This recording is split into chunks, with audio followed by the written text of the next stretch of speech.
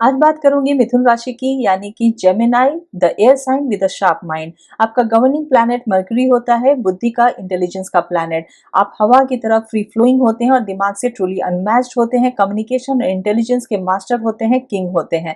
आपके दिल तक पहुंचने का रास्ता होता है आपके दिमाग तक पहुंचना। आपको वैसे लोग बहुत अच्छे लगते हैं जो आपके साथ मीनिंगफुल बातें कर सके, तर्क वितर्क कर सके, आपके साथ एक डीप कॉन्वर्सेशन कर सके। आपको हल्की फुल्की बातें करना अच्छा नहीं लगता। हालांकि जेमिनाई का एक दूसरा साइड ये भी होता है कि जब आप लाइटर मूड में होते हैं तो आपको गॉसिप करना भी बहुत पसंद आता है। जेमिनाई की ब्यूटी ये होती है कि वो फियर्सली इंडिपेंडेंट होते हैं। वो इमोशन से नहीं बल्कि लॉजिक और रीजनिंग से ऑपरेट करते हैं। वो किसी भी बात को बहुत सोच समझ कर ही कोई डिसीजन लेते हैं। हर सिचुएशन को समझना, एनालाइज करना, दैट्स योर नेचुरल गिफ्ट। लेकिन इसका फ्लिप साइड ये होता है कि हमेशा दिल और दिमाग एक सिंक में नहीं होता है, जिसकी वजह से आपको डिसीजन लेने में थोड़ा डिले हो जाता है और उसकी वजह से आपको डिलेड रिजल्ट भी मिलता है। लेकिन जब आपको क्लैरिटी मिल जाती है तो आपके जैसा डिसीजन मेकर कोई नहीं होता। आपका जवाब स्पॉट ऑन होता है और आपके आइडियाज बहुत ही कमाल के होते हैं। लेकिन कभी कभी जहां आप फिलोसफिकल बन जाते हैं वहीं आप बहुत ज्यादा रिजिड और स्टर्बन भी बन जाते हैं, क्योंकि आपको लगता है कि आपने जो डिसाइड कर लिया वही बेस्ट है, क्योंकि आपने हर तरीके से उसको सोच समझ कर डिसाइड किया है। लेकिन जब कोई दूसरी आपकी बात को नहीं मानते हैं तो आपको लगता है कि आपका डिसीजन ही सही है, क्योंकि आपने उसे अच्छे से एनालाइज किया है। आप दूसरे के लेवल पर जाके उसे समझाना नहीं चाहते, वहां पे आप एक बैक सीट ले लेते हैं। आप वहां पे गिव अप कर देते हैं, जहां पे नुकसान कभी कभी आपको ही देखने को मिलता है।